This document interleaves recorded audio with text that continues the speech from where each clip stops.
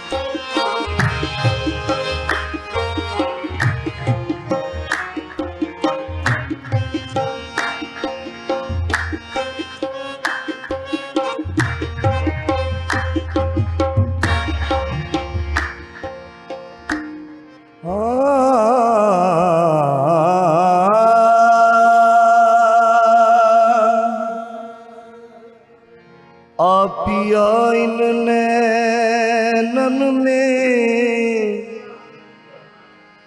मैं पलक ढांप तोहे लूं,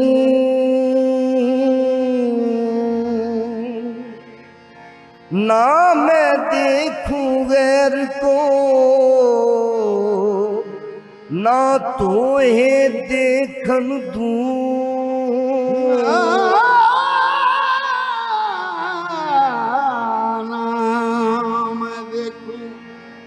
गैर को ना तो है देखूं, काजल डालूं किरकर जो सुरमा दिया ना जाए, जिन नैनन में पिया बसे भला दूजा कौन समाए।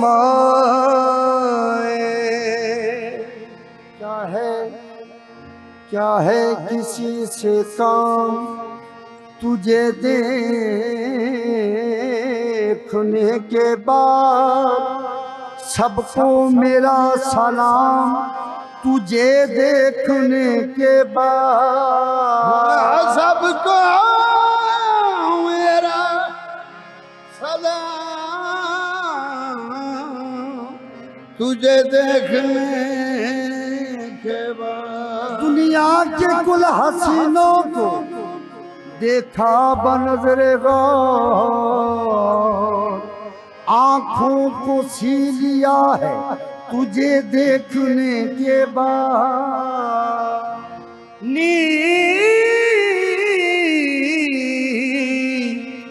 नील गगन से भी परे सैया जी का गाम, दर्शन जल की कामना पत रखियो है राम।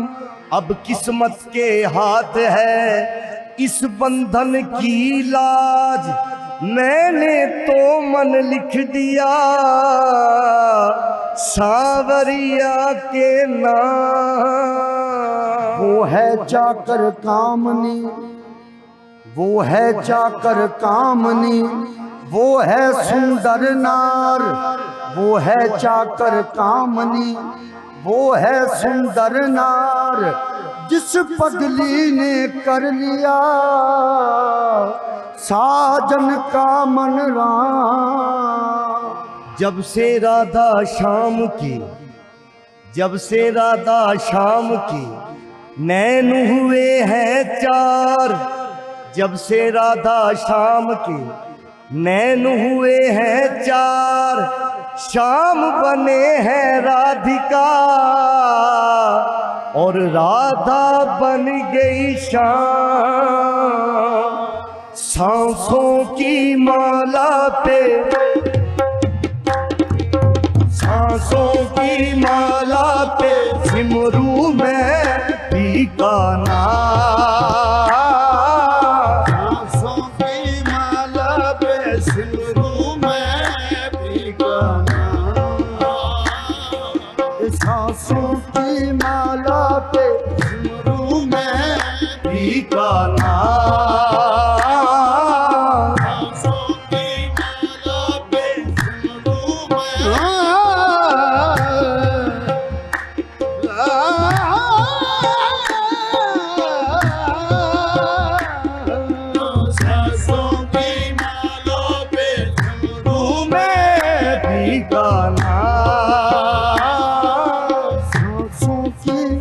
माला पे सांसों की, माला पे सांसों की, माला पे सांसों की, माला पे सांसों की, माला पे सांसों की, माला पे सांसों की, माला पे सांसों की, माला पे सांसों की, माला पे सांसों की, माला पे सांसों की, माला पे सिमरू में, सिमरू में, सिमरू में पीका नाम।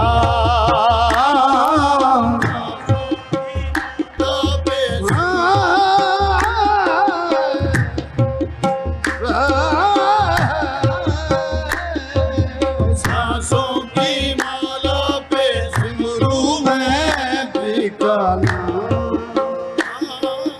अपने मन की मैं जान और पी के मन की राम।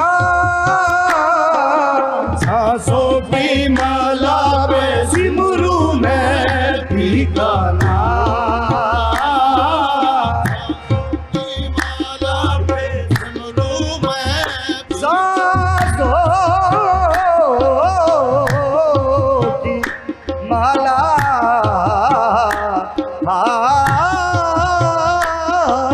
सांसों की माला पे सिमरू में पीका नाम।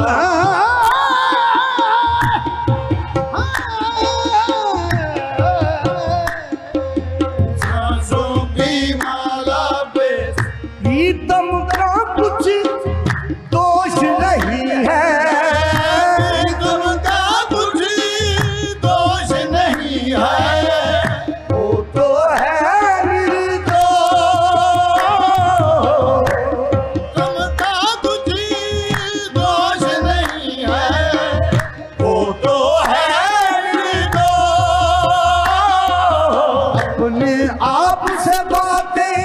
के हो गई मैं बदनाम, सांसों की माला पे सिमरू मैं भी गाना, सांसों की माला पे सिमरू मैं भी गाना, सांसों की माला पे सिमरू मैं भी गाना।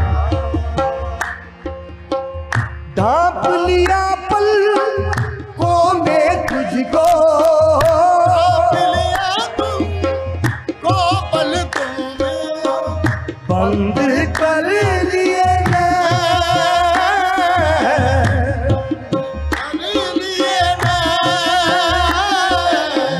तुझको, तू मुझको देखे पैरों का क्या क्या,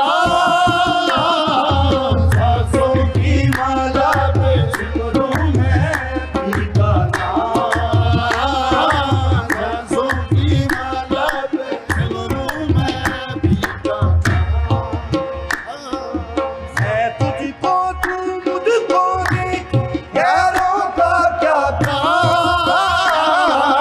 सांसों की माला पे सिमरू मैं भी गाना।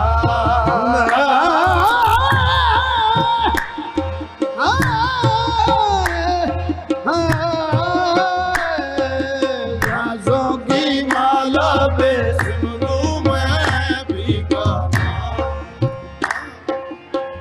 जीवन का सिंगार है प्रीतम, जीवन का सिंगार है प्रीतम, मांग का है सिंदूर,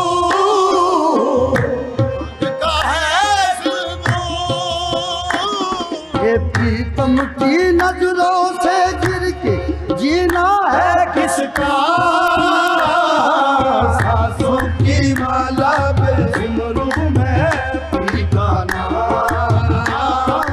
सांसों की माला पे सिमरू मैं भी गाना, सांसों की माला पे सिमरू मैं भी गाना, भी गाना, भी गाना। वाह वाह वाह वाह, क्या बात है, क्या बात है। आप खुश हैं? बहुत ज्यादा। इससे ज्यादा ख्वाहिशात पूरी नहीं हो सकती इंसान की। मैं तो ये बार बार सुन सकती हूँ। मारिया, मुझे ये बताएं कि आपने अपनी जिंदगी में पी का नाम सांसों में सिमरना कब शुरू किया था? ये तो कब आप पिया पिया पिया देश से भाग गई थी? यही होता है ना? जी जी बिल्कुल यही तो, होता है।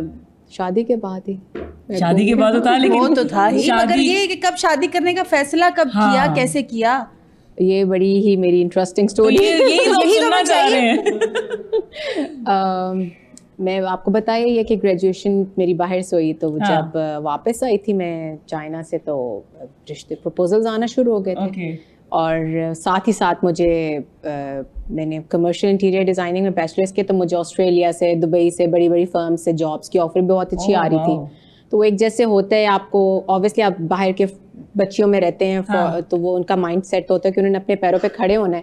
तो मेरा भी वही माइंड सेट था कि जी मैंने तो शादी नहीं करनी, मैंने तो पढ़ाई करनी, मैंने तो आगे जॉब करनी, मैंने अपना कैरियर बनाना है। फिर अम्मा ने जरा बाल खींचे और कहा कि इंसान बन जाओ, वो बाहर के शौक अब खत्म हो गए, अपने घर की होने वाली बनो। तो बस ये फिर अल्लाह की तरफ से मैं जैसे प्रपोजल आया है, 1 महीने पता ही नहीं चलता है टाइम कैसे होता है, मंगनी और बस शादी। मतलब अरेंज मैरिज हुई आपकी? Arrange marriage. और अब लव मैरिज है? हाँ कह ले। तो हमारे जो भाईजान है, हमारे भाईजान को ईद पे क्या स्पेशल बना के खिलाती हैं जिसकी वजह से वो भर भर के ईदी दें आपको? ईदी तो मैं फिर निकलवाती हूँ, वो देने वाले नहीं है। हाँ, ये तो कोई भी नहीं होते, मेरे ख्याल से निकलवानी ही पड़ती। निकलवानी ही पड़ती। कितनी ईदी निकलवा लेती हूँ भाईजान से? मैं सच बताना है।